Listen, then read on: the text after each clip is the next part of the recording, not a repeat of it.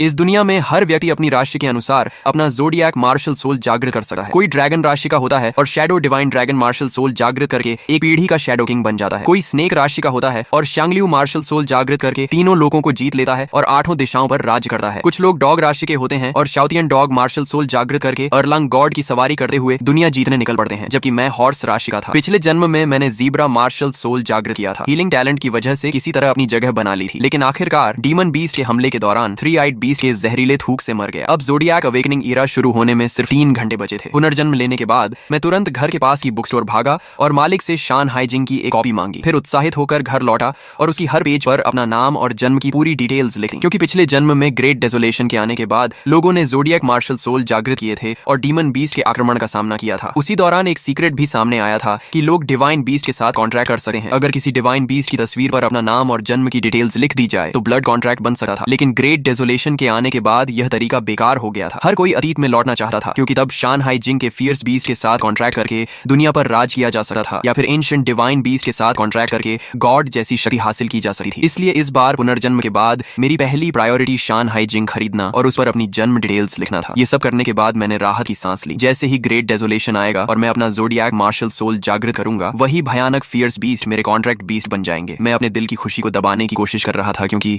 सिर्फ 1 घंटे बाद ग्रेट डेसोलेशन आने वाला था। अचानक आसमान लाल हो गया, ग्रेट डेसोलेशन उधर आया। ज़ोडिएक अवेकनिंग एरा शुरू हो चुका था। चाइना ही नहीं बल्कि पूरी दुनिया के लोग घबरा गए। जल्द ही सभी के दिमाग में एक मैसेज पहुंचा और उन्हें दुनिया में आए बदलाव का पता चल गया। हालांकि ग्रेट डेसोलेशन और डीमन बीस्ट की तबाही आई थी, लेकिन साथ ही ब्लू स्टार की स्पिरिचुअल एनर्जी भी बदल गई थी, जिससे लोग ज़ोडिएक मार्शल सोल जागृत कर सकते थे। अवेकनिंग के बाद लोग कल्टीवेशन कर सकते थे। अब दुनिया सिर्फ ऐसे की नहीं बल्कि स्ट्रॉन्ग, रिस्पेक्ट, वीक, इग्नोर वाली दुनिया बन चुकी थी। मैं अपने शरीर में उमड़ती शक्ति को महसूस कर रहा था। ये पहले से कम 100 गुना ज्यादा थी। तभी सड़क पर चल रहे लोगों की बातें मेरे कानों में पड़ी। एक बोला, पता नहीं मुझे कैसा मार्शल सोल मिलेगा, मैं टाइगर राशि का हूँ, उम्मीद है मुझे nether white tiger martial soul मिले। दूसरा बोला, मैं डॉग राशि का हूँ, उम्मीद है मुझे 9 नेदर हाउंड मार्शल सोल मिले। तीसरा बोला, मैं मंकी राशि का हूँ, उम्मीद है मुझे sky soaring red monkey martial soul मिले, तब तो शायद मैं 72 ट्रांसफॉर्मेशंस भी कर सकूंगा। तभी एक व्यक्ति बोला, ज्यादा सपने मत देखो, ड्रैगन नेशन में 1400 मिलियन लोग हैं। पावरफुल बीस्ट या डिवाइन बीस्ट मार्शल सोल सिर्फ चुनिंदा लोगों को ही मिलते हैं। हर किसी को god beast level martial soul नहीं मिलने वाला। अवेकनिंग पूरी होते ही सभी लोगों के ज़ोडिएक मार्शल सोल जागृत हो गए। उसी समय मेरे शरीर से भी चमकदार प्रकाश निकलने लगा। एक के बाद एक फियर्स बीस्ट की परछाइयां प्रकट हुई। कुछ देर बाद उनकी दहाड़ों के साथ वे मेरे सोल स्पेस में प्रवेश कर गईं। मैंने कई डिवाइन बीस्ट और फियर्स बीस्ट पर अपना नाम और जन्म डिटेल्स लिखी थी और उनमें से 9 ने मेरे कॉन्ट्रैक्ट का जवाब दिया। इस जन्म में मेरा मार्शल सोल अब ज़ीब्रा नहीं था, बल्कि मेरे दिमाग में मौजूद ये 9 भयानक फियर्स बीस्ट थे, क्योंकि Taotie, Suanni, Qilin, vermilion bird, Kunpeng, जुयन, 5 क्लॉड गोल्डन ड्रैगन और गोल्डन विंग्ड रॉक। मैं इन्हें अपने मार्शल सोल एवेटार के रूप में बुला सकता था। तभी मेरे सबसे अच्छे दोस्त जाओ नेंग का फोन आया। उसने पूछा, भाई तुम्हें कौन सा मार्शल सोल मिला? मैं स्नेक राशि का हूँ और मुझे म्यूटेंट स्नेक मार्शल सोल मिला है। पिछले जन्म में जब उसे पता चला था कि मेरा मार्शल सोल ज़ीब्रा है, तो उसने कहा था कि आगे से वह मेरी रक्षा करेगा। उसकी जानी पहचानी आवाज सुनकर मुझे पिछला जन्म याद आ गया। सच में उसने मेरा बहुत ख्याल रखा था, खासकर ग्रेट डेसोलेशन के शुरुआती दिनों में जब शहर में डीमन बीस्ट तबाही मचा रहे थे। अगर उसकी सुरक्षा न होती तो मैं बहुत पहले मर चुका होता। लेकिन ग्रेट डेसोलेशन के 2 साल बाद एक एंशिएंट रूइन के लिए लड़ाई में वह फंस गया था। 4 सुप्रीम एक्सपर्ट्स ने मिलकर उसे दबा दिया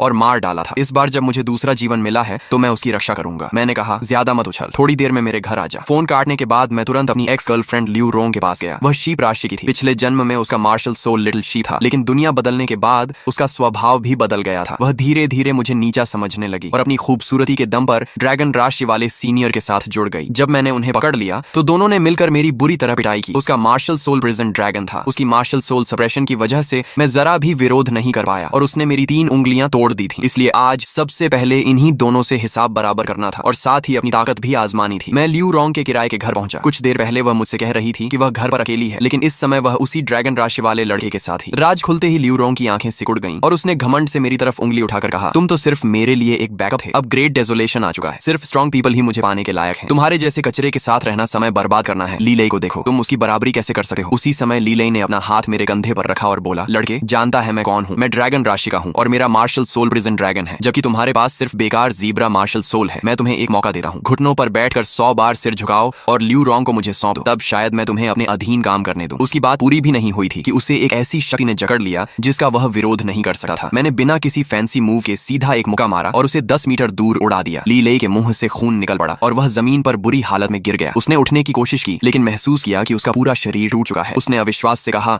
यह असंभव है, तुम एक ज़ीब्रा इतना ताकतवर कैसे हो सकता है? आखिर उसने prison dragon martial soul soul जागृत किया था। अपने मार्शल सोल के बूस्ट की वजह से आम हमले उसके शरीर पर गुदगुदी जैसे लगते थे, लेकिन मेरे सामने वह बिल्कुल बेबस साबित हुआ। मुझे अपनी ओर बढ़ते देख उसे ऐसा लग रहा था कि वह किसी इंसान का नहीं बल्कि एक भयानक फियर्स बीस्ट का सामना कर रहा है। लियू रोंग के सामने ही मैंने पिछले जन्म में मिले अपमान का कई गुना बदला लिया और उसकी चारों टांगें तोड़ डाली। दर्द भरी चीखों के बाद ली लेई सीधे बेहोश हो गया, जबकि लियू रोंग का चेहरा पहले ही सफेद पड़ चुका था और वह जमीन पर गिर गई थी। मैंने उसे तिरछी नजर से देखा और कहा, आज के बाद हमारा कोई रिश्ता नहीं है। इतना कहकर मैं बिना पीछे देखे वहां से चला गया। ज़ोडिएक अवेकनिंग के बाद लोगों ने जल्दी ही इंटरनेट पर अब तक ज्ञात सबसे शक्तिशाली ज़ोडिएक मार्शल सोल की रैंकिंग डाल दी। उसे देखकर कुछ लोग ईर्ष्या करने लगे तो कुछ नाराज हो गए। कोई बोला, सच में किस्मत वालों की जिंदगी अलग होती है। उन ड्रैगन और टाइगर मार्शल सोल वालों से कितनी जलन होती है, कम से कम उनका फ्यूचर तो सुरक्षित है। तभी किसी ने कहा, एक मिनट, ये हस्की क्या है? ये रैंकिंग में कैसे आ गया? पता नहीं कौन सा जीनियस है जिसने हस्की मार्शल सोल जागृत कर लिया। मैंने भी वह रैंकिंग देखी। पिछले जन्म की यादें ताजा हो गईं। जिन लोगों के पास ये शक्तिशाली मार्शल सोल थे वे सभी बाद में एक इलाके पर राज करने वाले एक्सपर्ट्स बने थे और अपनी अलग पहचान बनाई थी। ड्रैगन नेशन के किसी कोने में एक युवक खड़ा था जिसकी आंखों में अजय आत्मविश्वास झलक रहा था। उसकी आंखें खुलती बंद होती तो मानो ग्रेट डाव चमक उठता। उसने कहा, मैं आओ वूमिंग हूँ, ड्रैगन राशि का हूँ और ब्लैक ड्रैगन मार्शल सोल जागृत किया है। भले ही यह ट्रू ड्रैगन जितना शक्तिशाली न हो, लेकिन इसका मतलब यह नहीं कि सब खत्म हो गया। भविष्य में मैं इस ग्रेट डेजोलेशन वर्ल्ड में अपनी अलग पहचान बनाऊंगा। वहीं दूसरी ओर एक और रहस्यमय युवक दूर क्षितिज को देख रहा था। उसके हाथ पीठ के पीछे थे और वह मानो प्रकृति के साथ एक हो चुका था। उसने कहा, मैं लियू नियन हूँ, स्नेक राशि का हूँ और शांगलियू मार्शल सोल जागृत किया है। स्नेक रैंकिंग में यह नंबर 1 है। मैं इस अवसर को कभी बर्बाद नहीं करूंगा। मैं और शांगलियू मिलकर दुनिया पर राज करेंगे। जिन लोगों ने शक्तिशाली ज़ोडिएक मार्शल सोल जागृत किए थे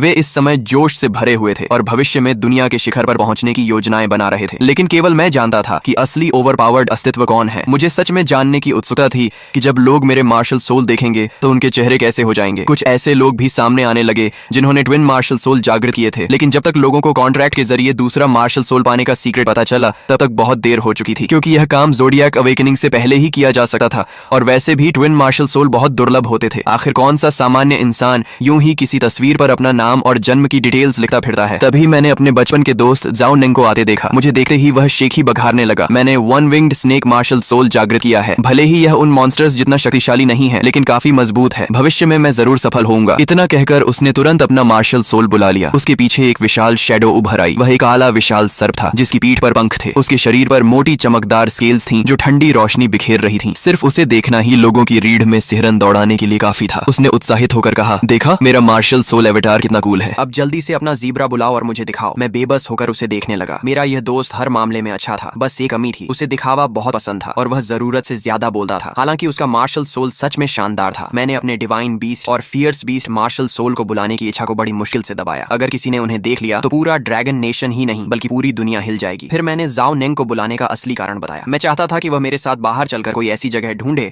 जहां हम कल्टीवेशन कर सकें। दुनिया बदलने के बाद शहरों में स्पिरिचुअल एनर्जी बहुत कम थी, जबकि सुनसान जगहों पर यह कहीं ज्यादा घनी थी। ब्लेस लैंड्स और सीक्रेट रेल्म्स कल्टीवेटर्स के लिए सबसे कीमती जगह बन चुके थे, क्योंकि वहां अभ्यास करने से दोगुनी तेजी से प्रोग्रेस होती थी। मार्शल सोल चाहे कमजोर हो या मजबूत, हर कोई तेजी से ताकतवर बनना चाहता था। मैंने अपनी नजर एक ऐसी वीरान जमीन पर रखी थी जिसे पिछले जन्म में कोई पूछता तक नहीं था, लेकिन कुछ समय बाद वहां अचानक स्पिरिचुअल एनर्जी फूट पड़ी थी और तब लोग उसके लिए लड़ने लगे थे। आखिरकार वह जगह एक शक्तिशाली ज़ोडिएक एक्सपर्ट के हाथ लगी थी। मेरे लिए शुरुआत करने के लिए इससे बेहतर जगह कोई नहीं थी। इसी समय ली फैमिली में घायल ली लेई बिस्तर पर दर्द से कराह रहा था। उसके माता पिता हैरान थे कि किसी ने उनके बेटे को इतनी बुरी तरह पीटने की हिम्मत कैसे की। ली फैमिली के दोनों बेटे जीनियस थे। बड़ा बेटा टाइगर राशि का था और 9 nether white tiger martial soul जागृत किया था, जबकि छोटा बेटा ड्रैगन राशि का था और प्रिजन ड्रैगन मार्शल सोल जागृत किया था। पूरा एस सिटी उनसे ईर्ष्या करता था, लेकिन आज उनमें से एक ही बांह तोड़ दी गई थी। उसके पिता ने कहा, चिंता मत करो बेटे, वह चाहे कोई भी हो जिसने ली फैमिली के बेटे को हाथ लगाया है उसका अंत सिर्फ एक ही होगा, मौत। दूसरी ओर मैं जाओनेंग को लेकर उस ट्रेजर लैंड पर पहुंच चुका था, लेकिन वह वहां पहुंचकर निराश हो गया। उसने कहा, ये तो सिर्फ एक वेजिटेबल फार्म है, इसमें कोई खास बात नहीं दिख रही। तुम कह रहे थे कि यहाँ कल्टीवेशन तेजी से होगी, कहीं तुम मजाक तो नहीं कर रहे? वह अभी सोच ही रहा था कि अचानक एक भयानक दहाड़ सुनाई दी। जाओनेंग की रीढ़ में ठंडक दौड़ गई और उसने इंस्टिंक्टिवली गर्दन सिकोड़ ली। एक बदबूदार पंजा उसके सिर के ऊपर से निकल गया। पीछे मुड़कर देखा तो एक विशाल नीली आग में लिपटा वुल्फ उसे घूर रहा था। यह blue flame wolf demon beast था। हालांकि जाओनेंग ने one winged snake martial soul जागृत किया था, लेकिन उसने अभी तक स्पिरिचुअल एनर्जी अब्सॉर्ब करके कल्टीवेशन शुरू नहीं की थी। ऊपर से उसके पास लड़ाई का कोई अनुभव भी नहीं था, इसलिए इतने खतरनाक डीमन बीस्ट को देखकर वह डर गया। तभी मैं उसके सामने खड़ा हो गया, जो डर के मारे लगभग पैंट गीली करने वाला था। मैंने ब्लू फ्लेम वुल्फ के खुले जबड़े पर एक जोरदार मुक्का मारा। उसकी दर्द भरी चीख गूंजी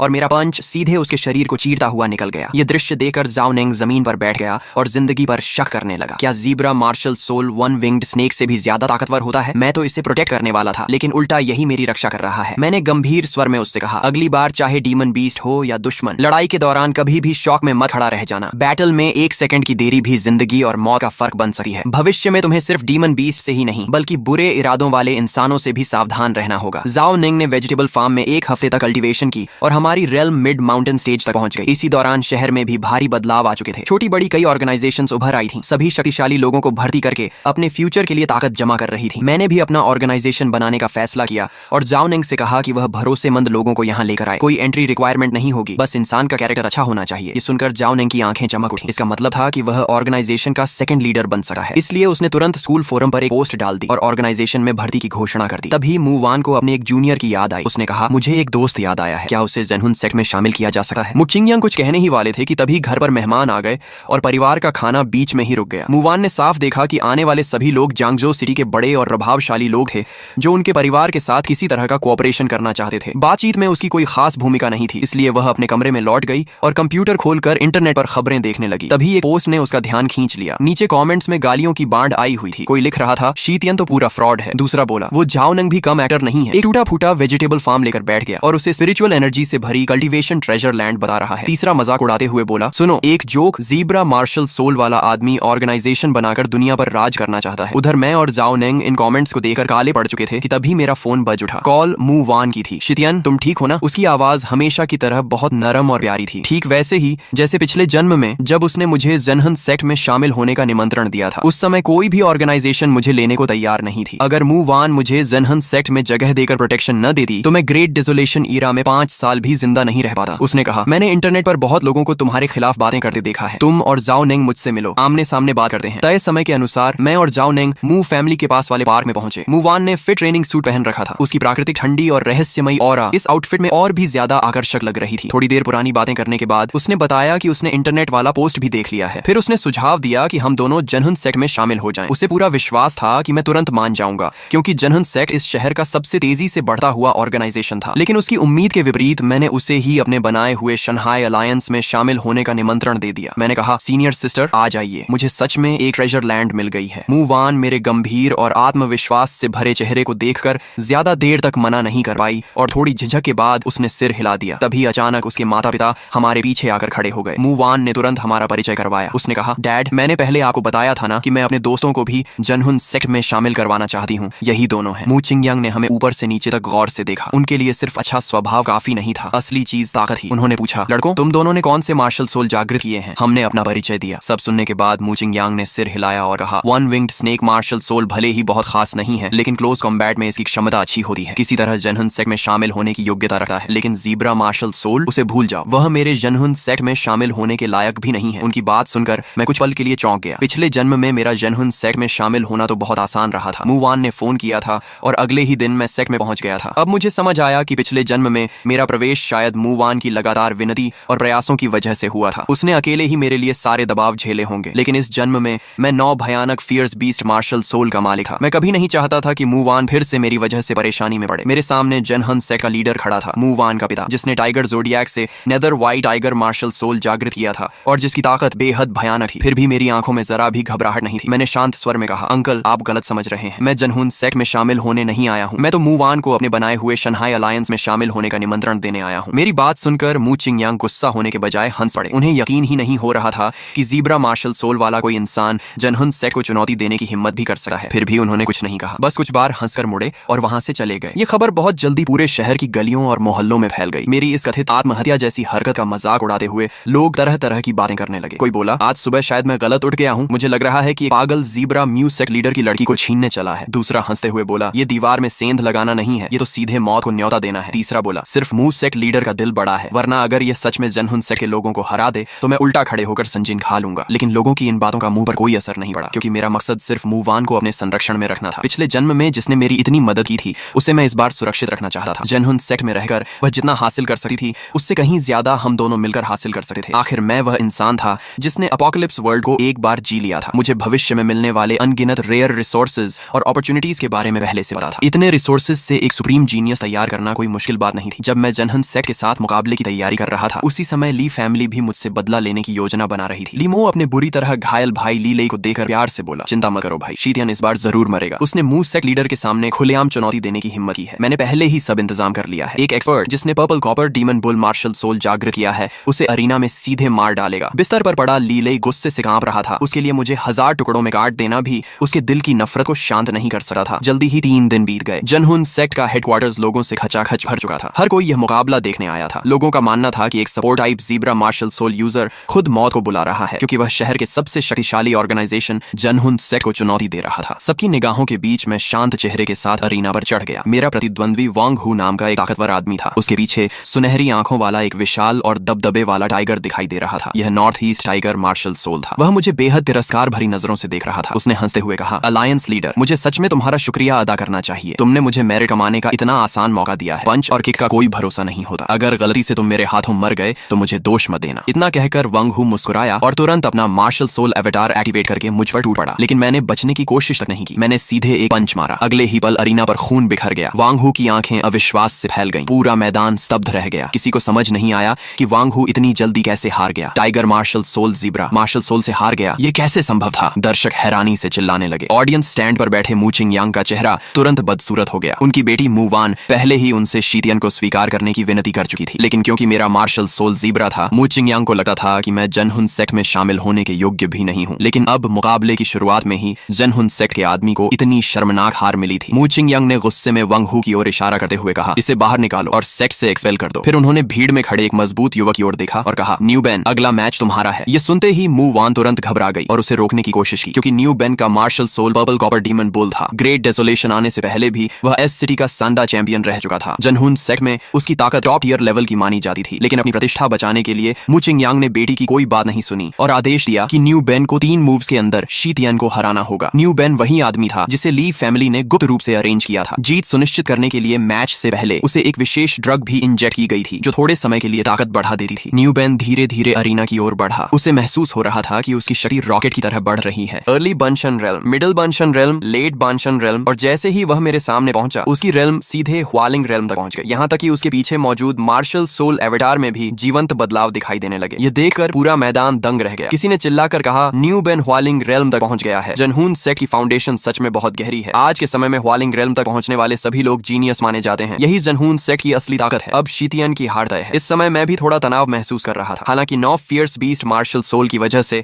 मैं बांशन रेल्म में मार्शल सोल इस्तेमाल किए बिना भी लगभग अजेय था। लेकिन ह्वालिंग रेल्म का सामना करना आसान नहीं था और मेरी स्पिरिचुअल एनर्जी रिजर्व अभी इतनी नहीं थी कि मैं 9 महान फियर्स बीस्ट में से किसी एक को पूरी तरह समन कर सकूं। जब मैं यह सब सोच रहा था तभी न्यू बेन ने हमला कर दिया। उसने सीधे अपना सबसे शक्तिशाली skill demon bull shakes heaven इस्तेमाल किया। विशाल पर्पल कॉपर डीमन बुल पहाड़ की तरह मेरी ओर दौड़ा। उसकी टक्कर से मैं पीछे की ओर 10 से ज्यादा कदम फिसल गया। जैसे ही मैं रुका मेरे मुंह से खून निकल पड़ा। सच में यह एक बेहद ताकतवर बुल था। मुझे घायल होते देखकर नीचे बैठे दर्शक खुशी से चिल्लाने लगे। किसी ने कहा, इस हाल को देखकर लगता है शीतियन 10 सेकंड भी नहीं टिक पाएगा। जाओ नंग भी डर गया कि कहीं मैं सच में मारा ना जाऊं। वह मुझे अरीना से नीचे उतारने के लिए आगे बढ़ने ही वाला था। भीड़ में छिपा लीमो यह सब देखकर मन ही मन खुश हो रहा था। उसने सोचा, शीतियन, तुम खुद को बहुत बड़ा फाइटर समझते थे ना, अब क्या हुआ? ताकत दिखाने से क्या फायदा जब सामने असली एक्सपर्ट खड़ा हो। लेकिन पूरे मैदान में सिर्फ न्यू बेन ही ऐसा इंसान था जिसकी सोच बाकी लोगों से बिल्कुल अलग थी, क्योंकि वह सबसे अच्छी तरह जानता था कि उसके demon bull shakes heaven attack की शक्ति कितनी भयानक थी। फिर भी वह मुझे सिर्फ 10 कदम पीछे धकेल पाया था। लेकिन उसने ज्यादा नहीं सोचा। उसे जो काम सौंपा गया था उसे पूरा करना ही था। न्यू बेन मेरे सामने खड़े इस युवक की जान लेने के लिए तैयार हो गया। एमओडी जैसी एक भारी बुल रोर गूंजी और purple copper demon bull martial soul avatar के पूरे शरीर पर बैंगनी रोशनी चमकने लगी। इस बार भी उसने demon bull shakes heaven skill का इस्तेमाल किया। न्यू बेन ने लगभग अपनी सारी स्पिरिचुअल एनर्जी झोंक दी थी। उसके हिसाब से अगर सामने कोई छोटा पहाड़ भी होता तो इस अटैक से उसमें छेद हो जाता। शीतियन, सावधान। तभी दोनों तरफ से घबराई हुई आवाजें सुनाई दी। जाओनिंग और मू वान मुझे तुरंत अरीना छोड़ने के लिए चिल्ला रहे थे। अगर लड़ाई जारी रही तो मेरी जान जा सकती थी। लेकिन मैं बिल्कुल भी नहीं हिला। भले ही हालात मेरी उम्मीद से कहीं ज्यादा खतरनाक हो चुके थे, लेकिन मैं हार मानने वाला नहीं था। इस मुकाबले में मुझे सिर्फ जीतना ही नहीं था, बल्कि मू वान को शंघाई अलायंस में लाना था और अपने इस नए जीवन के प्रति भी जिम्मेदार रहना था। एक बार हार मान लेने का मतलब था जिंदगी भर हार मानते रहना। मेरी आंखों में अडिग संकल्प चमक रहा था। मैंने पीछे हटने के बजाय डीमन बुल शेक्स हेवन की ओर सीधा हमला कर दिया और न्यू बेन की तरफ मुक्का मारते हुए दौड़ पड़ा। जैसे ही मेरी टक्कर पर्पल कॉपर डीमन बुल से होने वाली थी, अचानक मेरे शरीर से एक भयानक ऑरा फूट पड़ी। ज़ीब्रा मार्शल सोल सबसे पहले मेरे शरीर से बाहर निकला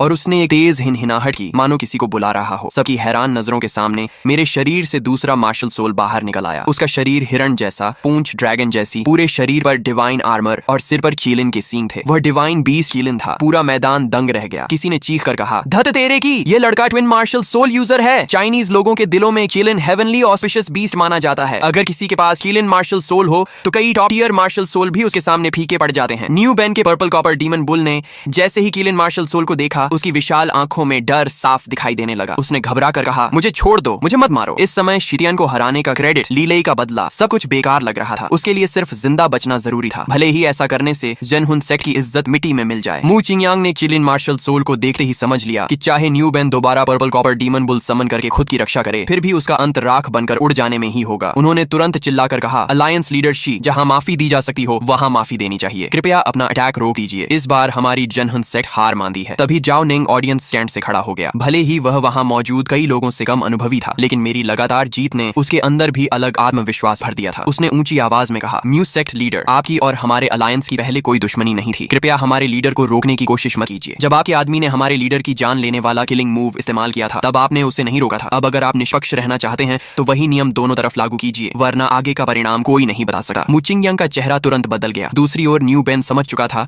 कि वह मौत के दरवाजे पर खड़ा है। उसने अपना सिर अरीना पर मार मार कर खून निकाल लिया, लेकिन मू चिंगयांग की दलीलें भी शीतियन की हत्या की इच्छा को रोक नहीं पाई। आखिरकार उसने आखिरी कोशिश की और चीख कर कहा, शीतियन, तुम मुझे नहीं मार सकते। अगर तुमने मुझे मार दिया तो ली फैमिली तुम्हें कभी नहीं छोड़ेगी। लेकिन उसकी बात पूरी होने से पहले कीलिन मार्शल सोल ने एक गर्जना की। हजारों लाइटनिंग बोल्ट्स आकाश से उतरे और सीधे न्यू बेन पर गिरे। मैंने ठंडी आवाज में उसके अंतिम शब्दों का जवाब दिया, ली फैमिली मेरा क्या बिगाड़ लेगी? मैं उनका एक बेटा बर्बाद कर चुका हूँ, दूसरे को भी खत्म करने में मुझे कोई समस्या नहीं। अगर उन्होंने सच में मेरे खिलाफ जाने की कोशिश की तो पूरा लाई फैमिली खत्म होने में भी ज्यादा समय नहीं लगेगा। इसके बाद मैंने चारों तरफ नजर दौड़ा कर कहा, क्या जनहुन सेक्ट का कोई और सदस्य चैलेंज देना चाहता है? मेरी आवाज में इतनी किलिंग इंटेंट थी कि पूरे अरीना पर सन्नाटा छा गया। लेकिन अगले ही पल दर्शकों का उत्साह फूट पड़ा। वे यह तक भूल चुके थे कि कुछ देर पहले वही लोग मेरा मजाक उड़ा रहे थे। अब एक नए एक्सपर्ट का जन्म उनकी आंखों के सामने हुआ था और वे दिल से तालियां बजा रहे थे। भीड़ में सिर्फ लीमो का चेहरा सबसे ज्यादा बदसूरत हो गया था। उसका चेहरा सुअर के जिगर जैसा लाल पड़ चुका था। वह सिर्फ शीतियन से ही नहीं बल्कि न्यू बेन से भी नफरत करने लगा था, जिसने आखिरी समय में ली फैमिली का नाम लेकर दया की भीख मांगी थी। उसके मन में बस एक ही विचार था, शीतियन को हर हाल में खत्म करना होगा। दूसरी ओर अरीना पर खड़े मू चिंगयांग को भी पता चल गया कि लीलेई को अपंग बनाने वाला व्यक्ति शीतियन ही था और उस समय उसने मार्शल सोल तक इस्तेमाल नहीं किया था। यह कितनी भयानक कॉम्बैट पावर थी। उन्हें पहली बार महसूस हुआ कि शायद उन्होंने बहुत बड़ी गलती कर दी है। तुरंत उन्होंने अपना मार्शल सोल समन किया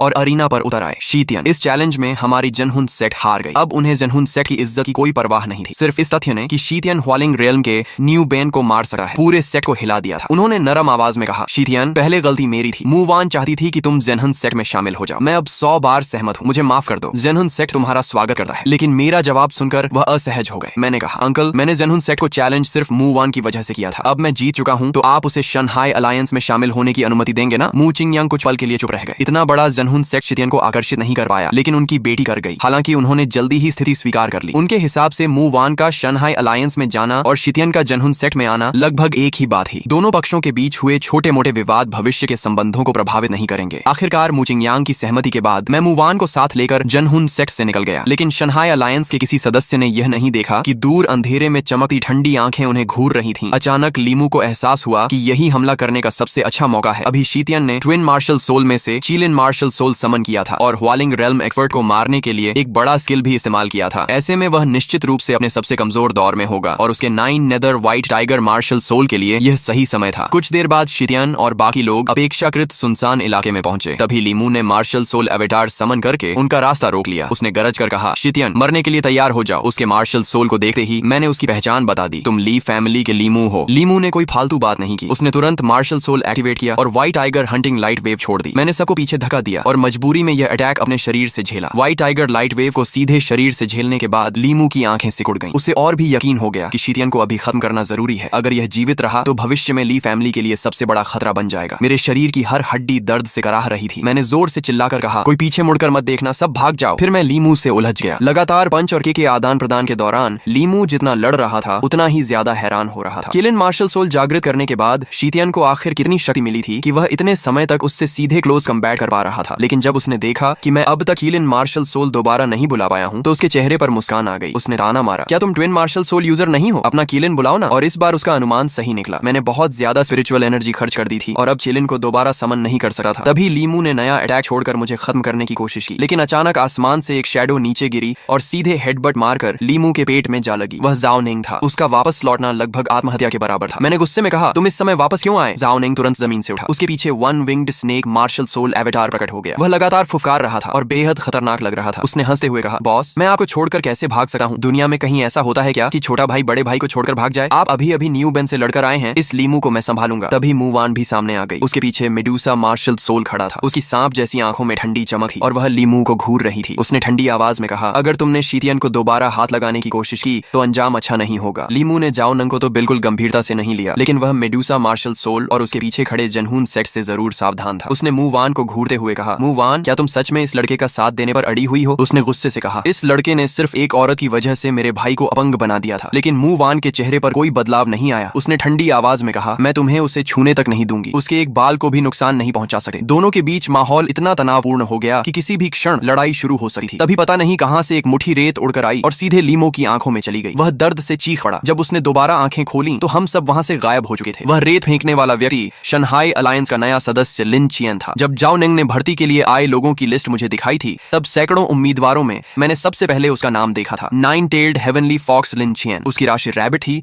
और उसने गेल रैबिट मार्शल सोल जागृत किया था। लेकिन पिछले जन्म के बाद के दौर में उसने 9-tailed heavenly fox martial soul भी जागृत कर लिया था। अफवाह थी कि बचपन में उसने किसी 9-tailed स्पिरिट फॉक्स की तस्वीर पर अपना नाम और जन्म की डिटेल्स लिखी। चैन का चेहरा शर्म से लाल हो गया। लेकिन उसी समय लीमो लाल आंखों के साथ हमारा पीछा करते हुए पहुंच गया। उसने मन ही मन फैसला कर लिया था कि हमें हर हाल में मारना होगा, नहीं तो भविष्य में लाइफ फैमिली का विनाश तय है। उसने बिना समय गंवाए एक और white tiger hunting light wave छोड़ दी। इस बार मैंने उसे सीधे झेलने का फैसला नहीं किया। अब मेरे पीछे कोई बोझ नहीं था, इसलिए मैं तेजी से अटैक से बच गया और फिर लीमो के साथ क्लोज कॉम्बैट में उलझ गया। लड़ाई जितनी लंबी चलती गई, लीमो उतना ही ज्यादा हैरान होता गया। उसने कभी नहीं सोचा था कि स्पिरिचुअल एनर्जी लगभग खत्म हो जाने के बाद भी शीतियन उससे बराबरी की लड़ाई लड़ सकेगा। उसके हिसाब से मैं अब तक गिर जाना चाहिए था, लेकिन उसे पूरा भरोसा था कि आखिरकार मैं 9 नेदर व्हाइट टाइगर के पंजों के नीचे मर जाऊंगा। उससे क्या पता था कि मैं सिर्फ किलिन मार्शल सोल की वजह से नहीं लड़ रहा था। मेरे बाकी 8 फियर्स बीस्ट मार्शल सोल भी उतने ही भयानक थे। 9 महान फियर्स बीस्ट से मिली शक्ति ने मुझे बानशान रेल्म में अपने समान लेवल वालों के सामने लगभग अजेय बना दिया था। मैंने अपने शरीर में बची हुई आखिरी स्पिरिचुअल एनर्जी को पूरी ताकत से एक्टिवेट किया और जबरदस्ती किलिन मार्शल सोल एवेटार को दोबारा समन कर लिया। किलिन वर्ल्ड एक्सटिंक्शन। किलिन की एक गूंजती हुई गर्जना के साथ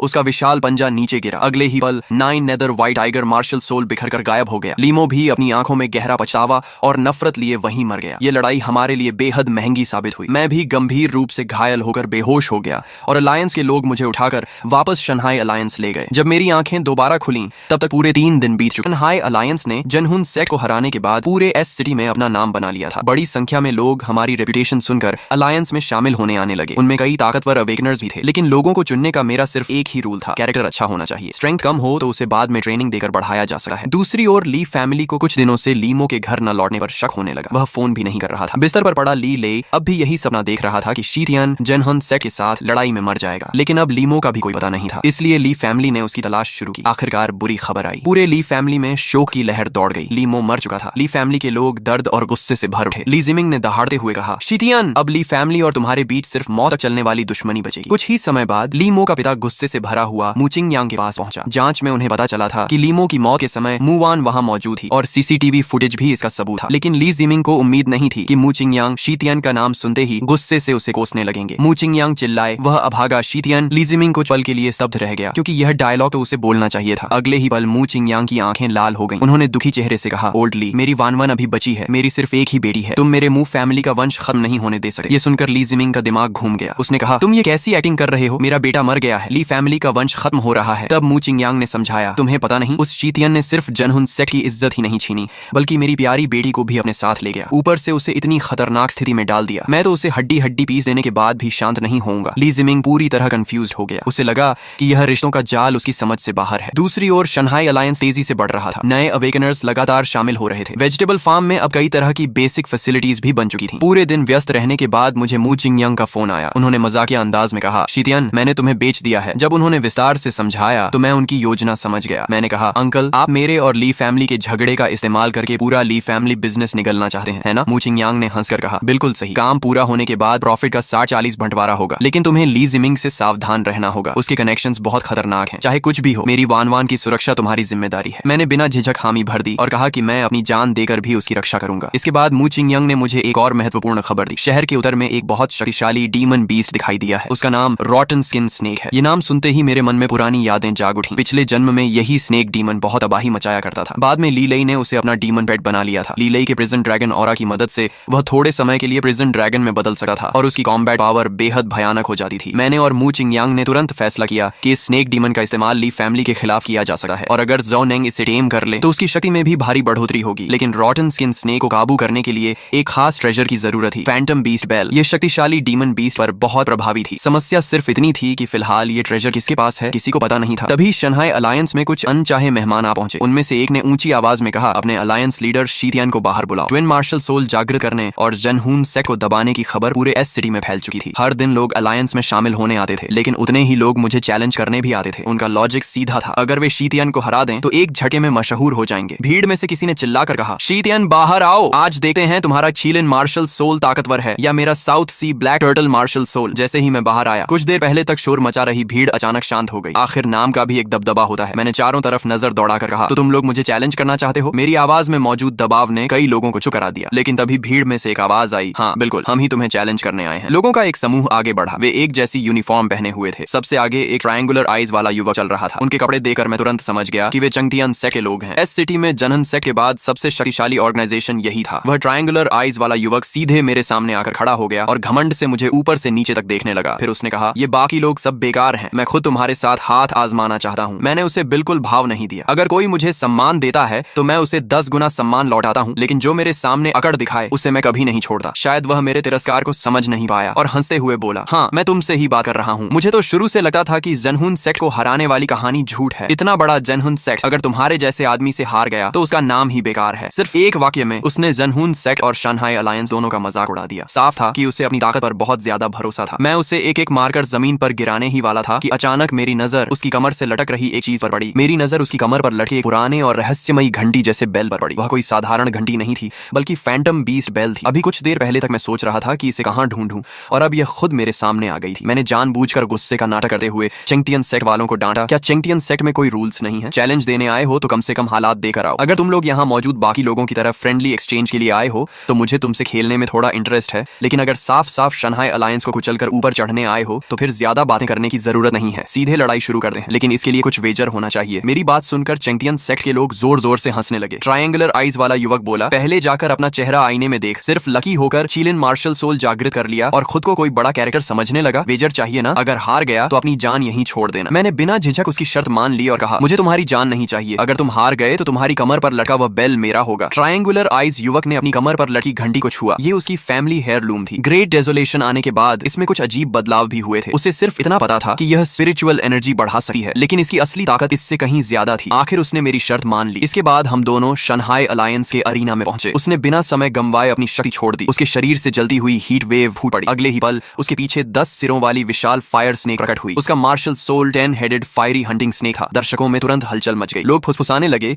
कि यह snake type rare martial soul है। सुना है कि इसी मार्शल सोल की वजह से वह चंगतियन सेक्ट का चीफ डिसाइपल बना है। ट्रायंगुलर आईज युवक लोगों की चर्चा सुनकर बेहद खुश हो गया। उसने घमंड से कहा, बेहतर होगा अभी हार मान लो। मेरा 10 हेडेड फायरी हंटिंग स्नेक जब से जागृत हुआ है कभी नहीं हारा। उसकी बात सुनकर मेरा शरीर हल्का सा कांपा और चीलिन मार्शल सोल प्रकट हो गया। कई दिनों की ट्रेनिंग के बाद अब मेरी स्पिरिचुअल एनर्जी इतनी बढ़ चुकी थी कि मैं पूरी तरह मटेरियलाइज चीलिन मार्शल सोल समन कर सकता था। जैसे ही चीलिन प्रकट हुआ, पूरा अरीना उत्साह से गूंज उठा। लोग चिल्लाने लगे, कितना शानदार है, पहले भी देख चुके हैं लेकिन चीलिन मार्शल सोल को दोबारा देखकर भी रोमांच हो रहा है। आखिर यह चाइना का डिवाइन ऑस्पिशियस बीस्ट है। इसके पंजे और शरीर को देखो। 10 हेडेड फायरी हंटिंग स्नेक चाहे जितना डरावना हो, लेकिन विजुअल इंपैक्ट में कीलिन उससे कहीं ज्यादा शानदार है। ट्रायंगुलर आईज युवक को यह बिल्कुल पसंद नहीं आया कि मेरा कीलिन उसकी शोहरत छीन ले। उसने तुरंत 10 हेडेड फायरी हंटिंग स्नेक को हमला करने का आदेश दिया। स्नेक मार्शल सोल ने अपने 10 सिर उठाए और आग के गोले बरसाने शुरू कर दिए, लेकिन मैं पीछे हटने के बजाय सीधे उसकी ओर दौड़ा। मैंने दोनों हाथों से स्नेक के वीक पॉइंट को पकड़ लिया और पूरी ताकत से उसे अरीना पर पटक दिया। दर्द से वह कई बार चीखा। फिर उसने अपना विशाल शरीर मेरे चारों ओर लपेट लिया और क्रशिंग अटैक शुरू कर दिया। नीचे खड़ा जाओ नंग यह देखकर घबरा गया। वह स्नेक टाइप मार्शल सोल के कॉम्बैट स्टाइल को अच्छी तरह जानता था और उसे समझ नहीं आ रहा था कि मैं अपनी पूरी ताकत क्यों नहीं दिखा रहा। दूसरी ओर ट्रायंगुलर आईज युवक मुझे दबता हुआ देखकर जोर जोर से हंसने लगा। उसने कहा, तो यही है चीलिन मार्शल सोल का यूजर डिवाइन बीस्ट। तुम्हारे हाथों में आकर कुत्ते से भी बदतर हो गया है। शंघाई अलायंस की सारी रेप्यूटेशन सिर्फ झूठी हवा है। लेकिन उसकी बात पूरी भी नहीं हुई थी कि 10 हेडेड फायरी हंटिंग स्नेक के 10 सिर एक साथ चीखे और अचानक 3 मीटर हवा में उछल गए। ट्रायंगुलर आईज युवक की आंखें फैल गईं। उसने अविश्वास से कहा, यह कैसे हो सकता है? तुम बाहर कैसे निकल आए? मैं हंस पड़ा और बोला, इसमें क्या असंभव है? स्नेक कंट्रोल की तुम्हारी स्किल अभी बहुत कमजोर है। हार न मानते हुए उसने फिर martial soul skill fire snake burns heaven का इस्तेमाल किया। बाल्टी जितनी मोटी आग की एक विशाल फायर पिलर बिजली की तरह आसमान से उतरी और मुझे पूरी तरह ढक लिया। लेकिन अगली ही क्षण 5 रंगों वाली चमक फूट पड़ी। मैंने martial soul skill Qilin awakens world activate कर दी थी। 10 हेडेड फायरी हंटिंग स्नेक ने हैरानी से देखा कि उसके सामने एक विशाल चिलिन चीलिन खड़ा है जिसके शरीर से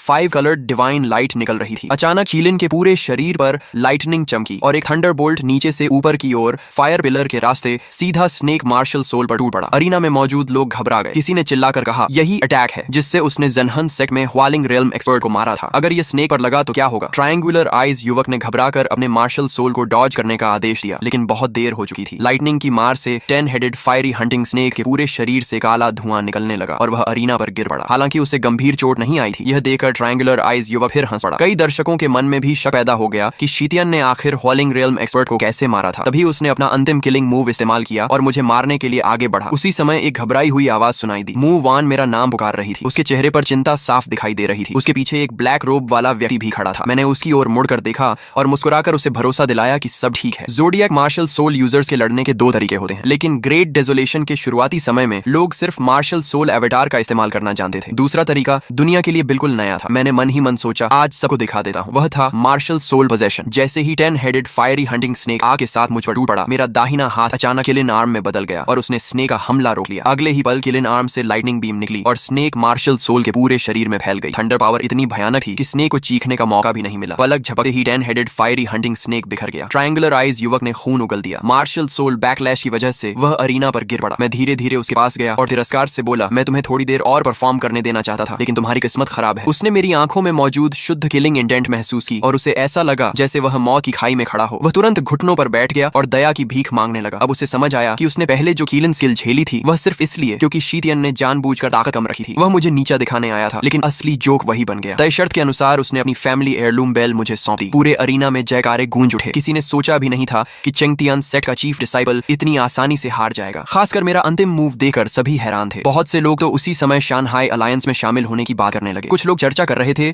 कि अगर अलायंस ज्वाइन कर लिया तो शायद शीतियन उन्हें यह रहस्यमयी मार्शल सोल टेक्निक भी सिखा दे। तभी मूवन मेरे पास आई और बोली, मेरे पिता शानहाई अलायंस आए हैं। कमरे में पहुंचने के बाद मू चिंगयांग ने गंभीर आवाज में बताया, ली परिवार ने चेंगतियन सेक्ट के साथ हाथ मिला लिया है। आज की चुनौती सिर्फ तुम्हारी असली ताकत का पता लगाने के लिए थी। मैं भी यहाँ चुके से इसलिए आया हूँ ताकि डीमन बीस्ट लाई पाई स्नेक का शिकार करने की योजना बनाई जा सके और ली जिमिंग को यह गलतफहमी हो जाए कि सही समय आने पर मैं तुम्हें धोखा दे दूंगा। लेकिन अब ली परिवार ने बदला लेने के लिए प्रांतीय राजधानी के एक बड़े परिवार से भी संबंध बना लिए हैं। इसका मतलब अब हमारा सामना सिर्फ ली परिवार से नहीं होगा। उसकी बात सुनते ही मैंने तुरंत कहा, वांग परिवार। मेरी बात सुनकर मू चिंगयांग एक बार फिर चौंक गया, क्योंकि वह खुद भी अभी पूरी तरह निश्चित नहीं था। लेकिन मैंने पहले ही सारा राज खोल दिया था। मुझे वांग परिवार के बारे में इसलिए पता था क्योंकि पिछले जन्म में ली लेई की वजह से मैं हर समय उसकी गतिविधियों पर नजर रखता था। मेरे दिल में उसके लिए इतनी गहरी नफरत थी कि मैं उसकी हर चाल जानता था। बाद में ली परिवार ने वांग परिवार का सहारा लेकर अपनी ताकत बढ़ाई थी और उसी की वजह से ज़नहन सेक्ट को एस सिटी से बाहर कर दिया गया था। तभी मू चिंगयांग ने मेरे सामने एक बेहद साहसी योजना रखी। उसने कहा कि इस बार वह बहुत बड़ा दांव खेलने वाला है। वह पूरे ज़नहन सेक्ट को मेरे लिए एक मोहरे की तरह इस्तेमाल करेगा। वह ज़नहन सेक्ट के सभी गुप्त लोगों को मेरे हवाले कर देगा ताकि सही समय आने पर मैं उन्हीं लोगों को लेकर ली परिवार और ज़नहन सेक्ट की संयुक्त ताकत को पूरी तरह खत्म कर दूं। उसके बाद शानहाई अलायंस बिना किसी रुकावट के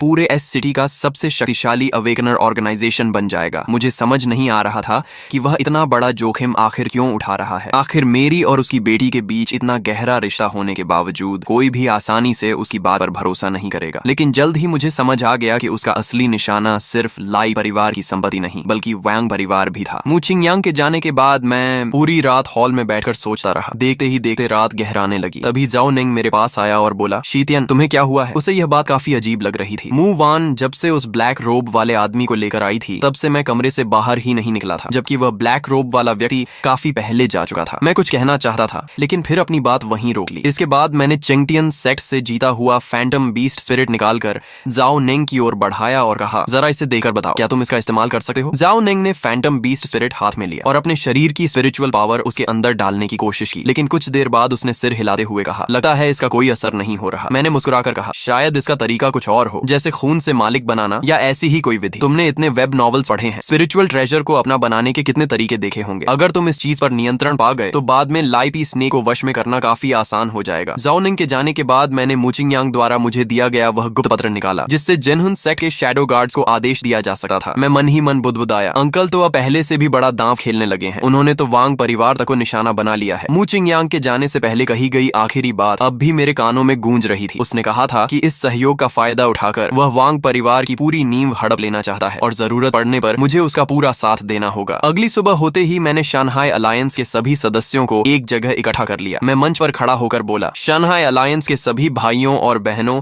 अलायंस बनने के बाद पहली बार हमारे सामने एक बेहद शक्तिशाली डीमन बीस्ट आया है। जेनहुन सेक्ट ने हमारे साथ मिलकर उसका शिकार करने का प्रस्ताव रखा है। इसके बाद मैंने काफी देर तक भाषण दिया। मेरी बात का सीधा मतलब यही था कि शंघाई अलायंस और जेनहुन सेक्ट अब सहयोगी हैं। इतना ही नहीं, जेनहुन सेक्ट के महत्वपूर्ण लोग भी अब शंघाई अलायंस का हिस्सा हैं। इस बार हमारे अलायंस को एक बहुत बड़ा अवसर मिला है। मेरी बात सुनते ही नीचे खड़े लोगों में आपस में चर्चा शुरू हो गई। कुछ लोग पहले से यह बात जानते थे, जबकि कई लोगों के लिए यह बिल्कुल नई खबर थी। किसी ने धीरे से कहा, मू वान सीनियर, वही खूबसूरत लड़की जो अलायंस के सदस्यों का प्रबंधन करती है। दूसरा तुरंत बोला, अरे मुझे तो लगा था कि मैंने गलत ऑर्गेनाइजेशन चुन ली है। किसे पता था कि शंघाई अलायंस का इतना मजबूत बैकग्राउंड है। तभी तीसरा हंसते हुए बोला, तुम कुछ नहीं जानते, शंघाई अलायंस इतनी जल्दी कैसे आगे बढ़ी। जेनहुन सेक्ट ने ही इसके लिए रास्ता तैयार किया था। हमारे अलायंस लीडर ने सिर्फ सामने आकर जीत हासिल की। अगर यह सब किसी नॉवल में पढ़ता तो शायद मैं भी यकीन नहीं करता। लोगों को कुछ देर चर्चा करने देने के बाद मैंने ऊंची आवाज में पूछा, तो बताइए इस मिशन में कौन कौन हमारे साथ चलना चाहता है। अब तक शंघाई अलायंस के अंदर दो साफ गुट बन चुके थे। पहला, वे शुरुआती सदस्य जिनके मार्शल सोल ज्यादा मजबूत नहीं थे और जिन्होंने शुरुआत से मेरा साथ दिया था। दूसरा, वे शक्तिशाली मार्शल सोल वाले अवेकनर्स जो बाद में मेरी प्रसिद्ध सुनकर अलायंस में शामिल हुए थे। मैंने जाओनिंग से कहा कि जो लोग इस अभियान में हिस्सा लेना चाहते हैं उन्हें अलग खड़ा कर दें। जैसे ही मिशन की बात आई, कौन जाएगा और कौन पीछे रहेगा, ये लगभग सबकी ताकत देकर ही तय हो गया। मैंने सभी पर एक नजर डाली और फिर कहा, जूले तुम यहीं रुकर बेस की सुरक्षा और रोजमर्रा के सभी काम संभालो, बाकी सभी लोग मेरे साथ चलेंगे। इस बार हम शंघाई अलायंस की असली ताकत पूरी दुनिया को दिखाएंगे। एससीटी के हाईवे के उत्तरी निकास पर मू चिंगयांग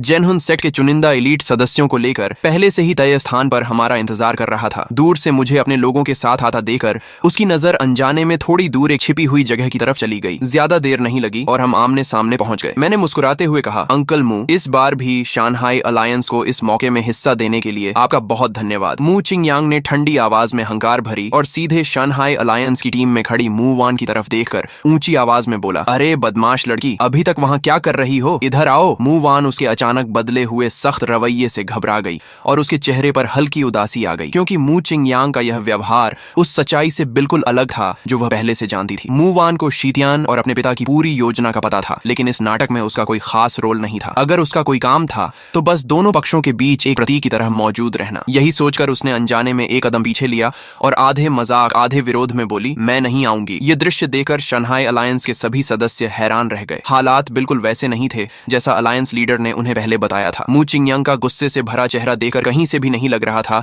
कि दोनों ऑर्गेनाइजेशंस आपस में सहयोगी हैं। तभी मू चिंगयांग ने ऊंची आवाज में कहा, शीतियान, याद रखना, सिर्फ इस एक बार। इतना कहकर वह तुरंत मुड़ा और जेनहुन सेक्ट के शिष्यों को लेकर लाई पाई स्ने के ठिकाने की ओर बढ़ गया। मैंने सिर झुकाया और ऐसे उसके पीछे चल पड़ा जैसे कोई डांट खाया हुआ बचा हो। मन ही मन मुझे भी लगा कि शायद हमारा अभिनय कुछ ज्यादा ही असली हो गया है। उधर जाओ निंग पूरी तरह उलझन में था। फैंटम बीस्ट स्पिरिट को सफलतापूर्वक अपना बना लेने की खुशी भी उसके चेहरे से गायब हो चुकी थी। उसके दिमाग में सिर्फ सवाल ही सवाल थे। वह धीरे से मेरे पास आया और बोला, शीतियान, अंकल मू को आखिर हुआ क्या है? क्या मैं कुछ मिस कर गया? मैंने कोई जवाब नहीं दिया। इसके बजाय मैंने लिन चियन को अपने पास बुलाया और चुके से उसकी हथेली में एक चीज रख दी। फिर मैंने उसे बहुत धीमी आवाज में कुछ जरूरी हिदायतें दी। जब नॉर्थ एग्जिट से सभी लोग पूरी तरह निकल गए, तभी पास की छिपी हुई जगह से लोगों का एक और दल बाहर आया। सबसे आगे लाई परिवार का ली जिमिंग खड़ा था। उसके साथ मौजूद एक शाही व्यक्तित्व वाला युवा हल्का सा भौहें सिकोड़ते हुए बोला, यह मू चिंगयांग कुछ ठीक नहीं लग रहा। ली जिमिंग ने धीमी आवाज में कहा, यंग मास्टर वांग, मू चिंगयांग पर शक करना जरूरी नहीं है। मेरे लिए इतना काफी है कि वे लोग उस सांप को ढूंढने जा रहे हैं। यंग मास्टर वांग हल्का सा मुस्कुराया और बोला, मतलब एक ही बार में सबका सफाया? ली जिमिंग की आंखों में नफरत साफ दिखाई देने लगी। उसने ठंडी आवाज में कहा, बिल्कुल, इस बार उन सबका एक साथ अंत कर देंगे। ली परिवार के एक बेटे की मौत और दूसरे के अपाहिज हो जाने के बाद पूरा ली परिवार सिर्फ नाम का रह गया था। बदला लेने के लिए ली जिमिंग लगभग अपने पूरे परिवार की संपत्ति दांव पर लगा चुका था, सिर्फ इसलिए ताकि वह यंग मास्टर वांग और उसके पीछे खड़े वांग परिवार का सहारा हासिल कर सके। शुरुआत में जब मू चिंगयांग से जवाब मांगने के बाद भी उसे कुछ हासिल नहीं हुआ था, तब एक पल के लिए उसे सचमुच लगा था कि मू चिंगयांग भी शीतियन से बेहद नफरत करता है। लेकिन समय बीतने के साथ उसे यह बात कुछ ज्यादा ही अजीब लगने लगी। व्यापार और सत्ता की दुनिया में उसने न जाने कितनी साजिशें देखी थीं, इसलिए चाहे मू चिंगयांग के मन में उसे नुकसान पहुंचाने का इरादा हो या न हो, वह कभी उस पर पूरी तरह भरोसा करने वाला नहीं था। इसी वजह से उसने एस सिटी की दूसरी सबसे बड़ी शक्ति चंगतियान सेक्ट से संपर्क किया और साथ ही प्रांतीय राजधानी के वांग परिवार से भी रिश्ता जोड़ लिया। इस बार डीमन बीस्ट के शिकार की पूरी जानकारी भी मू चिंगयांग ने ही उसे दी थी और यहाँ तक कहा था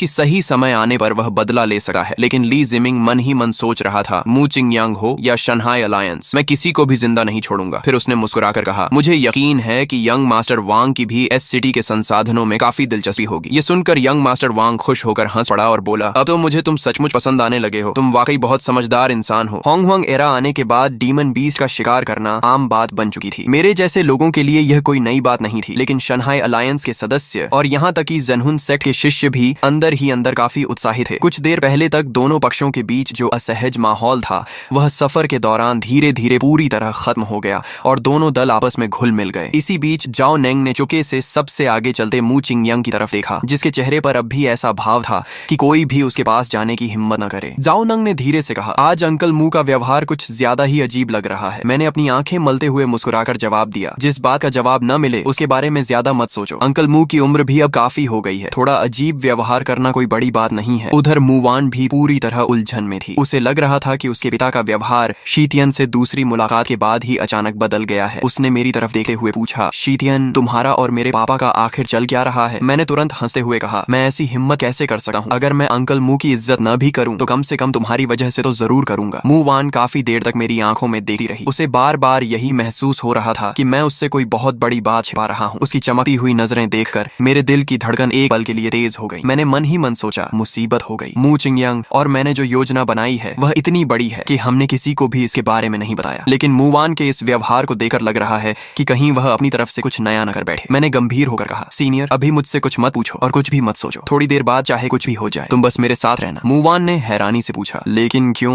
वह अपनी बात पूरी भी नहीं कर पाई थी कि तभी सबसे आगे चल रहे मू चिंगयांग ने जोर से आदेश दिया, सब लोग सावधान हो जाओ। उसकी आवाज सुनते ही सभी लोग चारों तरफ देखने लगे। चौड़ी हाईवे सड़क के किनारे पहाड़ की तरफ वाली जमीन पर एक विशाल सांप के रेंगने के साफ निशान दिखाई दे रहे थे। ज़ेनहुन सेक्ट के दूसरे प्रमुख शन फेई ने अपना चश्मा ठीक करते हुए कहा, वहाँ स्नेक ट्रेल है। जिस डीमन बीस्ट का हम शिकार करने आए हैं वह यहीं आसपास घूम रहा है। उस पल सबके चेहरे देखकर साफ समझ आ रहा था कि यहाँ मौजूद ज्यादातर लोग बिल्कुल नए हैं। हालांकि इसमें हैरानी की कोई बात नहीं थी। आखिर सिर्फ आधे महीने पहले तक हर कोई सामान्य जिंदगी जी रहा था, लेकिन अब उन्हें इस क्रूर होती दुनिया का सामना करना पड़ रहा था। मैं धीरे धीरे उस स्नेक ट्रेल के पास गया, जमीन से थोड़ी सी मिट्टी उठाई और उसे सूंघा। मिट्टी अब भी हल्की गीली थी। मैंने तुरंत अंदाजा लगाकर कहा, समय के हिसाब से देखा जाए तो लाई पाई स्नेक कुछ घंटे पहले ही यहाँ से गुजरा है। शेनफेई ने मुझे हैरानी से देखा। उसे बिल्कुल समझ नहीं आया कि सिर्फ सांप के निशान पर लगी मिट्टी सूंघकर मैं कैसे बता सकता हूँ कि वह यहाँ से कब गुजरा था। लेकिन इस समय मेरा ध्यान किसी और चीज पर नहीं था। पिछले जन्म के अनुभव के अनुसार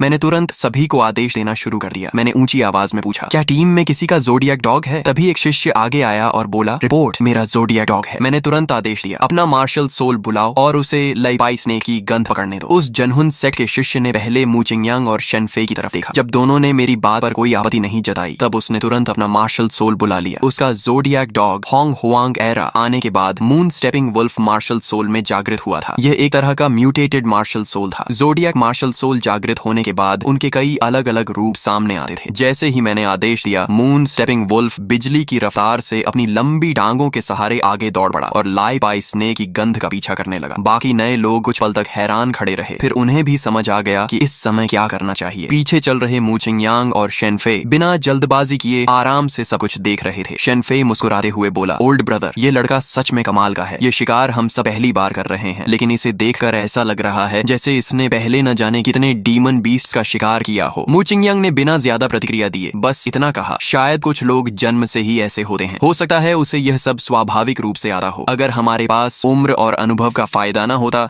तो शायद यह लड़का हमें भी बहुत पीछे छोड़ देता। शेनफेई हंसते हुए बोला, ओल्ड ब्रदर, आज तुम्हारा व्यवहार भी कुछ अलग लग रहा है। यह बिल्कुल तुम्हारे जैसा नहीं है। लगभग 10 मिनट बाद मून स्टेपिंग वुल्फ लाई पाई स्नेक की गंध का पीछा करते हुए पहाड़ के काफी अंदर पहुंच गया, लेकिन अचानक वह आगे बढ़ने की बजाय वहीं रुक गया। मैंने तुरंत पूछा, आगे क्यों नहीं जा रहा? उस शिष्य ने गंभीर आवाज में कहा, यहाँ उसकी गंध बहुत ज्यादा है, लेकिन मेरा मार्शल सोल लगातार मुझे खतरे का एहसास करा रहा है। तभी बाकी लोग भी वहाँ पहुंच गए। मैंने सबकी तरफ देखते हुए गंभीर आवाज में कहा, अब से आगे जो होने वाला है वह रोज की प्रैक्टिस या फ्रेंडली मैच जैसा बिल्कुल नहीं होगा। अब सभी लोग मेरे आदेश ध्यान से सुनो। जिनके मार्शल सोल रक्षा में माहिर हैं, वे सबसे बाहरी घेरा बनाकर अपने मार्शल सोल का ट्रू फॉर्म बुलाएं। जिनके मार्शल सोल आक्रमण में ज्यादा मजबूत हैं, वे अपने मार्शल सोल तैयार रखें और किसी भी समय ट्रू फॉर्म मैनिफेस्ट करने के लिए तैयार रहें। जब तक मेरा अगला आदेश न मिले तुम लोग सिर्फ टीम के साथ धीरे धीरे आगे बढ़ते हुए इलाके की जांच करते रहना। लाइपाई स्नेक का शिकार करना सुनने में जितना आसान लगा था, असलियत उससे कहीं ज्यादा कठिन थी। पिछले जन्म जन्म में भी डीमन बीस्ट का शिकार करने के लिए इंसानों ने उतनी ही बड़ी कीमत चुकाई थी जितनी कभी आदिम युग से सभ्यता तक पहुंचने में चुकानी पड़ी थी। जैसे जैसे हमारी टीम आगे बढ़ती गई, हवा में एक हल्की लेकिन अजीब सी गंध फैलने लगी। उसी समय मैंने तुरंत आदेश दिया, जिन लोगों का स्नेक मार्शल सोल है वे सभी तुरंत अपना मार्शल सोल ट्रू फॉर्म बुलाएं। अगले ही पल पूरे जंगल में दर्जनों सांप एक साथ दिखाई देने लगे। ठीक उसी समय हमारी टीम से कुछ दूरी पर अचानक एक बेहद तीखी फुफकार सुनाई दी। स्नेक डीमन बीस्ट की सबसे बड़ी विशेषता यही होती है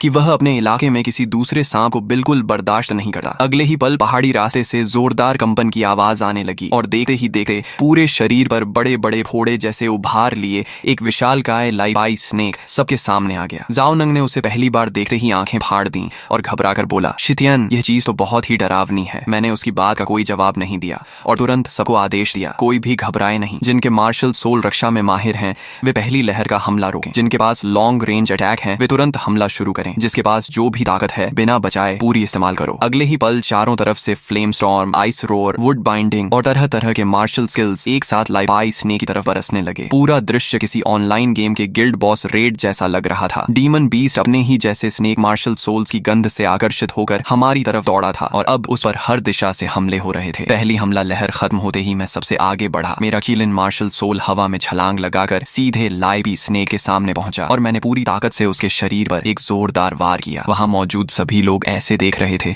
जैसे कोई देवता स्वयं युद्ध करने उतर आया हो। शितियान और लाइपी स्नेक के बीच भीषण लड़ाई शुरू हो चुकी थी। लोग इतने हैरान थे कि कुछ पल के लिए वे यह भी भूल गए कि उन्हें आगे क्या करना है। तभी भीड़ के बीच अचानक मू चिंगयांग की जोरदार आवाज गूंजी, समय आ गया है, अब भी हमला नहीं करोगे? उसकी बात सुनकर वहां मौजूद हर व्यक्ति हैरान रह गया। कौन सा समय और किस पर हमला करना है? उसी दौरान मैं लाइपाई स्नेक से लड़ते हुए उसकी विशाल पूंछ का वार खा गया और जोर से जमीन पर जा गिरा। मैं दर्द से उठते हुए चिल्लाया, अंकल मू, क्या आपको बिल्कुल कमांड करना नहीं आता? मैं यहाँ इस डीमन बीस्ट से लड़ रहा हूँ और आप लोगों को अभी हमला करने का आदेश दे रहे हैं। अगर उनका हमला मुझ पर लग गया तो? मेरी आवाज में साफ नाराजगी थी। कोई भी सुनता तो यही समझता कि मैं सचमुच मू चिंगयांग पर गुस्सा कर रहा हूँ, लेकिन लाइपाई स्नेक को इंसानों की चालाकियों से कोई मतलब नहीं था। मुझे गिराने के बाद उसने और भी ज्यादा उग्र हमला शुरू कर दिया। उसकी नजर में इस समय वहां मौजूद इंसानों में सिर्फ मैं ही ऐसा था जो उसके लिए असली खतरा था, क्योंकि मेरे पास कीलिन मार्शल सोल था। देखते ही देखते पूरा बैटलफील्ड पूरी तरह अराजक हो गया। चारों तरफ चीखें, शोर और लड़ाई की आवाजें गूंजने लगीं। जनहुन सेक्ट के लोग फिर भी ज्यादा नहीं घबराए, क्योंकि उनके सेक्ट लीडर मू चिंगयांग खुद वहां मौजूद थे। उन्हें भरोसा था कि जब तक उनका लीडर सामने है कुछ गलत नहीं होगा। दूसरी तरफ जाओ नेंग के मन में लगातार एक ही सवाल घूम रहा था। पूरे रास्ते उसे मू चिंगयांग का व्यवहार अजीब लगा था, लेकिन अब ध्यान से सोचने पर उसे शीतियन का व्यवहार भी उतना ही असामान्य लगने लगा। उसकी नजर में शीतियन कभी भी बिना सोचे समझे लड़ने वाला इंसान नहीं था। भले ही अब उसकी ताकत का अंदाजा लगाना मुश्किल था, लेकिन जाओ नेंग आज भी उसी शीतियन को जानता था जो पहले सीनियर्स से मार खाने के बाद भी बदला लेने की ऐसी योजना बनाता था कि सामने वाले को कुछ समझ ही नहीं आता था। ये सोचते ही जाओ नंग बिना एक पल गंवाए जोर से चिल्लाया, शंघाई अलायंस के सभी लोग तुरंत मेरी तरफ आ जाओ। उसी पल यह साफ हो गया कि मैंने उसे कॉम्बैट डिपार्टमेंट की जिम्मेदारी क्यों दी थी। जाओ नेंग अच्छी तरह जानता था कि उसकी अपनी ताकत ज्यादा नहीं है, इसलिए उसने हमेशा टीम की डिसिप्लिन पर सबसे ज्यादा ध्यान दिया था। उसके आदेश देते ही कुछ ही सेकंड में शंघाई अलायंस के सभी सदस्य अलग होकर एक व्यवस्थित फॉर्मेशन में आ गए और जनहन सेक्ट तथा शंघाई अलायंस की टीमें साफ साफ अलग दिखाई देने लगी। तभी एक सदस्य हैरानी से बोला, ब्रदर जाओ, अचानक क्या? लेकिन उसकी बात पूरी होने से पहले ही जाओ नेंग फिर गरजा, पूरी टीम अलर्ट हो जाओ। ठीक उसी समय जंगल के अंदर से एक कर्कश हंसी सुनाई दी, जो बूढ़े कौए की आवाज जैसी लग रही थी। हा हा हा हा, मू ब्रदर, तो यही है वह सही समय जिसके बारे में तुम बात कर रहे थे। अगले ही पल ली जीमिंग अपने लोगों के साथ आराम से जंगल से बाहर निकल आया। उसे देखते ही जाओ नेंग की आंखें सिकुड़ गईं। वहीं मू वान ने उसे देखते ही घबरा कर कहा, ली जीमिंग। उसके चेहरे का रंग तुरंत बदल गया। जाओ नेंग ने मू वान के चेहरे पर आए उस बदलाव को साफ देख लिया और उसके दिल में भी खतरे की घंटी बज उठी। ये शिकार तो सिर्फ शंघाई अलायंस और जनहुन सेक्ट का होना चाहिए था। अगर सब कुछ पहले से तय था तो मू वान को इसकी जानकारी जरूर होती, लेकिन उसके चेहरे की हैरानी साफ बता रही थी कि उसे भी इस बारे में कुछ नहीं पता था। लीडरशिप की सबसे बड़ी ताकत उसका आत्मविश्वास होता है। जैसे ही लीडर के चेहरे पर थोड़ी सी भी घबराहट दिखाई देती है, पूरी टीम में बेचैनी फैल जाती है। अगले ही पल शंघाई अलायंस के कई सदस्य घबरा कर बोल उठे, ये क्या हो रहा है? ये लोग कौन है? इनकी नीयत बिल्कुल ठीक नहीं लग रही। नहीं, ये लोग तो साफ साफ हमें मारने आए हैं। तभी मू वान तुरंत आगे बढ़ी। मू वान तुरंत मू चिंगयांग की तरफ देखकर जोर से चिल्लाई, पापा,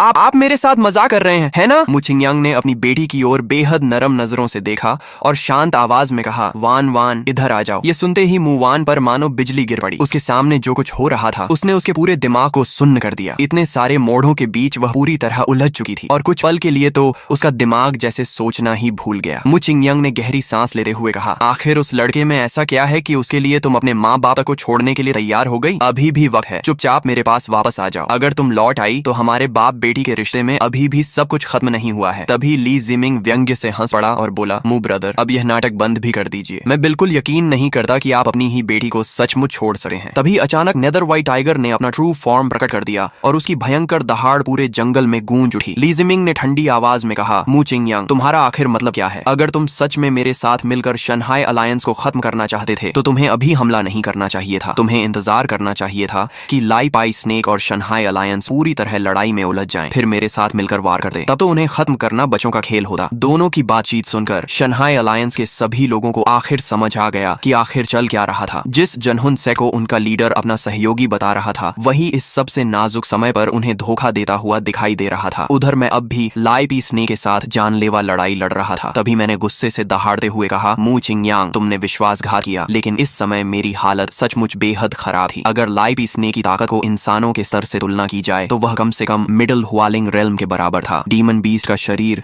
वैसे ही बेहद मजबूत होता है, ऊपर से उसके पूरे शरीर पर मौजूद फोड़े जहरीले विष से भरे हुए थे जो किसी भी समय घातक हमला बन सकते थे। अगर मैंने मार्शल सोल पोजेशन का इस्तेमाल न किया होता और कीलिन मार्शल सोल में 100 विषों से अछूता रहने का गुण न होता तो शायद मैं अब तक उसी सांप का शिकार बन चुका होता। मेरी बात सुनकर मू वान का सुन्न पड़ा। दिमाग धीरे धीरे काम करने लगा। उसे समझ में आया कि मैंने ऐसा क्यों कहा था, लेकिन उसने सपने में भी नहीं सोचा था कि उसका अपना पिता सचमुच ऐसा कर सकता है। दूसरी तरफ हमेशा हर चाल पहले से समझ लेने वाला शीतियन भी इस बार बिना किसी शक के इस जाल में फंस गया था। उस पल मू वान को ऐसा लगा जैसे पूरी दुनिया अचानक उसके लिए अजनबी बन गई हो। मू चिंगयांग ने शीतियन और बाकी लोगों की ओर बिल्कुल ध्यान नहीं दिया, बल्कि सीधे ली जिमिंग की तरफ देकर बोला, ब्रदर ली, अब किस बात का इंतजार कर रहे हो? या चाहते हो कि पहला हमला मैं करूं? ली जिमिंग मुस्कुराकर बोला, मू ब्रदर, मैं तो बस तुम्हारे पहले कदम का इंतजार कर रहा था। मू चिंगयांग ने अपने दांत खींच ली और जोर से आदेश दिया, जेनहुन सेक्ट के सभी सदस्य सुनो, मेरे साथ मिलकर शंघाई अलायंस का पूरी तरह सफाया कर दो, लेकिन मू वान को किसी भी कीमत पर सुरक्षित रखना। अगले ही पल नेदर व्हाइट टाइगर सबसे आगे बढ़ा और सीधे शंघाई अलायंस की डिफेंसिव फॉर्मेशन की तरफ झपट पड़ा। लेकिन दोनों पक्षों की भिड़ंत होने से ठीक पहले सांप जैसे बालों वाली एक बेहद खूबसूरत महिला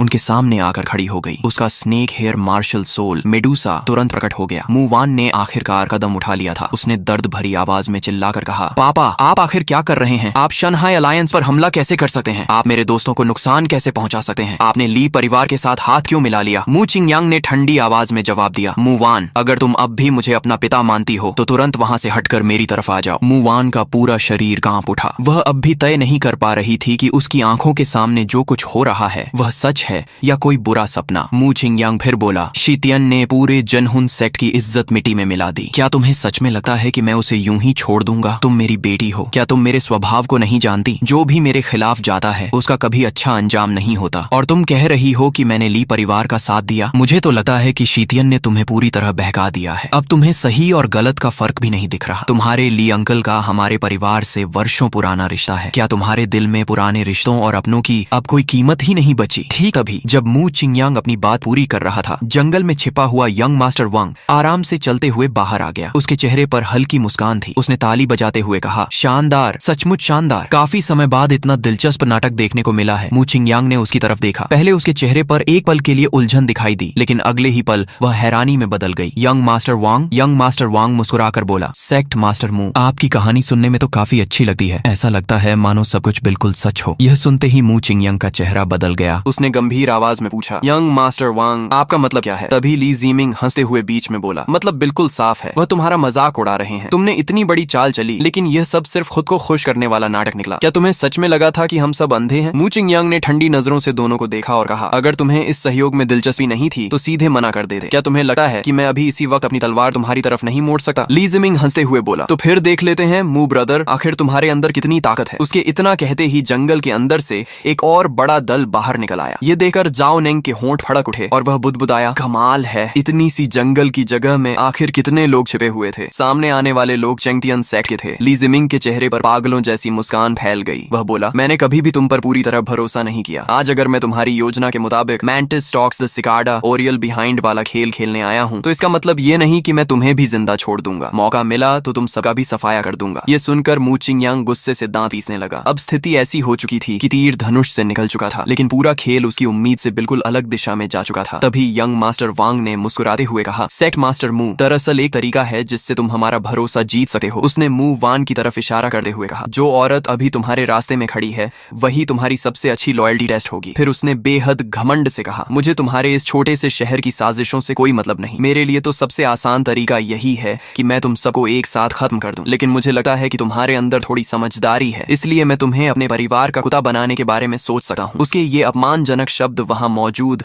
हर इंसान के कानों में चुभ गए, लेकिन वांग परिवार की ताकत को देखते हुए किसी में भी खुलकर विरोध करने की हिम्मत नहीं थी। मू चिंगयांग ने गंभीर नजरों से मू वान को देखा और आखिरी बार पूछा, वान वान, क्या तुम सचमुच रास्ते से नहीं हटोगी? मू वान ने अपने दांत भींच लिए। उसका दिमाग पूरी तरह उलझ चुका था, लेकिन उसके दिल से सिर्फ एक ही जवाब निकला, मैं नहीं हट सकती। चाहे सच्चाई कुछ भी हो, चाहे इस पूरे मामले के पीछे कितने ही रहस्य क्यों ना हो। इस समय उसके दिल में सिर्फ एक ही विश्वास था, उसके पिता शंघाई अलायंस पर हमला करने जा रहे थे और वह ऐसा होने नहीं दे सकती थी। मू वान ने कांपती हुई आवाज में कहना शुरू किया, मैं शंघाई अलायंस। लेकिन उसकी बात पूरी होने से पहले ही हवा को चीरती हुई एक तेज गर्जना सुनाई दी। नेदर व्हाइट टाइगर ने बिना किसी दया के अपना विशाल पंजा उठाकर सीधे मेडुसा मार्शल सोल पर हमला कर दिया। मू वान का मार्शल सोल बुरी तरह घायल हो गया और उसका असर तुरंत उसके शरीर पर पड़ा। उसने वहीं खून की एक बड़ी उल्टी कर दी। मू चिंगयांग ने ठंडी आवाज में कहा, अब रास्ते की रुकावट खत्म हो चुकी है, सब लोग मेरे साथ हमला करो। उसी समय मैं लाई पी स्नेक को अपने साथ उलझाए हुए सीधे उस बैटलफील्ड की तरफ ले आया जहां असली युद्ध शुरू होने वाला था। मेरे शरीर पर किलिन मार्शल सोल लगातार रूप बदल रहा था। एक पल वह मार्शल सोल पोजेशन की अवस्था में होता तो अगले ही पल ट्रू फॉर्म में बदल जाता। मार्शल सोल के इन दोनों रूपों के बीच इतनी तेजी से बदलाव करने की कला में अब मैं पूरी तरह माहिर हो चुका था। दूसरी तरफ अचानक इस लड़ाई में फंस चुका लाई पाई स्नेक भी पूरी तरह भ्रमित हो गया था। उसे समझ ही नहीं आ रहा था कि आखिर उसका असली दुश्मन कौन है। अगले ही पल नेदर व्हाइट टाइगर, किलिन और लाई पाई स्नेक, ये तीनों शक्तिशाली अस्तित्व आपस में भयंकर लड़ाई में उलझ गए। कभी कोई किसी पर हमला करता तो अगले ही पल वही किसी तीसरे के वार का शिकार बन जाता। इसी दौरान जनहन सेक्ट और शंघाई अलायंस के सदस्य, जो अब तक यह समझ ही नहीं पाए थे कि आखिर किसके खिलाफ लड़ना है, इस भीषण लड़ाई की चपेट में आ गए। अब वहां दोस्त और दुश्मन जैसी कोई पहचान नहीं बची थी। जो सामने दिख रहा था वही दुश्मन बन चुका था। देखते ही देखते यह पूरी लड़ाई एक बेकाबू और अराजक युद्ध में बदल गई। जॉ नंग घायल मू वान को अपनी ढाल बनकर बचा रहा था। उसके चेहरे पर कड़वाहट साफ दिखाई दे रही थी। उसने दुखी होकर पूछा, सीनियर, आखिर यह सब कैसे हो गया? मू वान की आंखों में सिर्फ खालीपन था। उसने धीमी आवाज में कहा,